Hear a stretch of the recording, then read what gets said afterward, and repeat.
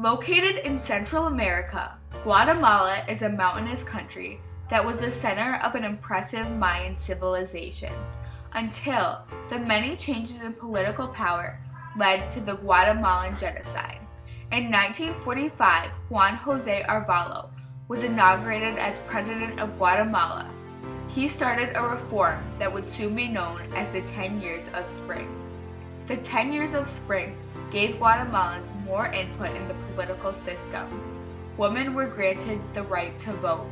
Previously banned labor unions and political parties were given the right to organize, and Guatemalans were given the freedom of speech. In 1951, Jacobo Arbenz Guzman, who helped lead the reform, succeeded Arevalo as president. By purchasing 225,000 acres of the United Fruit Company's land, Guzman started a revolutionary act. The United Fruit Company, or UFCO, was an American corporation that traded tropical fruit grown on Central and South American land. Guzman distributed most of the land to the Guatemalan citizens. The UFCO was not happy with Guzman's choice. They lost a lot of money during his reform. The UFCO, fearful of losing their cheap labor, made threats and accusations against President Jacobo Arbenz Guzman. This caused him to resign in 1954. In his resignation, he announced that Guatemala was under attack by the United States. Because the United States had contributed a significant amount of money, the U.S. handpicked a president for Guatemala, Colonel Carlos Castillo. Castillo was a furniture salesman in Honduras and had very little experience running a country. During his reign, the United States trained and monetarily supported the Guatemalan army. In 1957, Castillo was assassinated, leaving all power to the American-trained army. Eventually, the army put Enrique Peralta in charge. His reign ended 3 years later in 1966. The civilian rule was restored. Cesar Mendez was elected as the president of Guatemala. But then in 1970, the military backed Carlos Arena, so Arena became the president. He created a state of siege which transferred all power to military commissioners. Violent guerrillas were formed to try to overthrow this government. They formed the URNG. The URNG, or Unidad Revolucionaria Nacional Guatemalteca, was the face of the Mayans and the rebellion group. They tried to fight back, but there was too few of them, and they weren't a big enough threat against the state. The Guatemalan government did not agree with the protests and created death squads. This was the beginning of the 35-year civil war, but the worst was yet to come.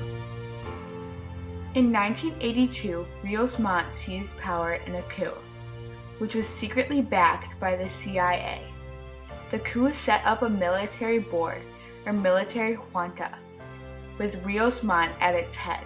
The junta suspended the Constitution and stopped the legislature.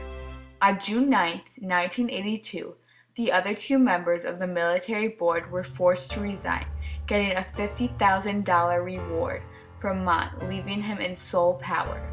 On June 30, 1982, another state of siege limited the activities of political parties and labor unions under the penalty of death. Rios Montt wanted power in the land. He knew to get this, he had to remove the Mayan citizens. They would not stop at anything. Rios Montt proclaimed on July 1st that the government would now start legally killing the indigenous people because he was in sole power. His goal was to extinct the entire population of Mayan people. This was the turning point from a civil war fought between the Mayan people and the Guatemalan government to a terrifying genocide. The government and army called themselves the Killing Machines, and they attacked, scorched, and seized 626 villages, killing thousands of citizens. The government and army violated human rights as well as demonstrating racism and extreme cruelty against defenseless Mayan communities. These years of atrocious acts were called the Silent Holocaust. The things the army and government did were terrifying. Through a phone interview, St. Olaf College student Jennifer Kopetic, who is currently studying in Central America, shares her reflections on what she learned 3 weeks ago in Guatemala. There's a lot of really awful things that happened, but it mainly centered around disappearances. People that, and it was a lot of like the intellectuals and the students that disappeared because they were participating in protests against the government and against the military. And so a lot of times like the military would just come, and it was like sponsored by the government, just come like in the middle of the night or and just kidnap a person and take them, and they would never be seen or heard from again. The villagers were tortured. Some of the victims were shot multiple times until they died. In some cases, villagers that did not escape were forced to watch family and friends being murdered. St. Olaf student Max Coleman reports his findings on this topic. Something called the Civil Defense Patrols, which is where they would forcibly recruit people from indigenous villages, often people who were in the guerrilla-operated villages, so they were not at all supportive of the military, but the military would come and knock on the doors at night and say, you're coming with us and you're joining the army, and it would often make them kill their own family members or their own community leaders or their own friends. And so I think that was really hard because people were basically forced to turn against their own communities or be killed on the spot, essentially. Women were targeted because the government believed that they had to kill the guerrilla in the womb. The women were routinely tortured, and any women that did survive could hardly handle the trauma. The army and government didn't just torture and kill the Mayans, they also destroyed the crops and contaminated water supplies. They vandalized and demolished buildings. This was known as the Scorched Earth Policy. St. Olaf student Jennifer Kopetic. Earth Policy, it was in the 80s, and that is the policy that the military had of just going into a village and just burning everything in it, whether it was buildings, trees, crops, animals, people, like entire families. They just burned everything, and so the community would be just completely wiped out.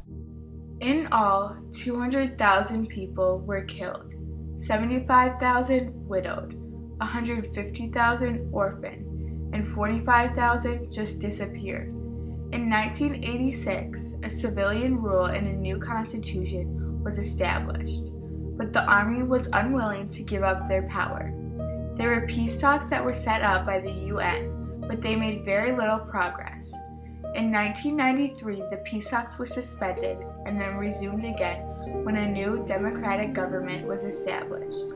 Finally, in 1996, a peace accord between the guerrillas and the government was signed. This was the final resolution in Guatemala.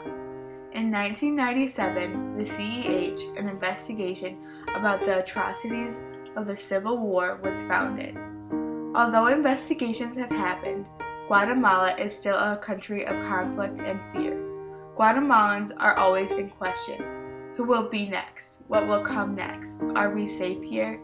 After 33% of exiled Mayans were brutally murdered, Guatemala will never be the same again. The Guatemalan Genocide has turned Guatemala upside down.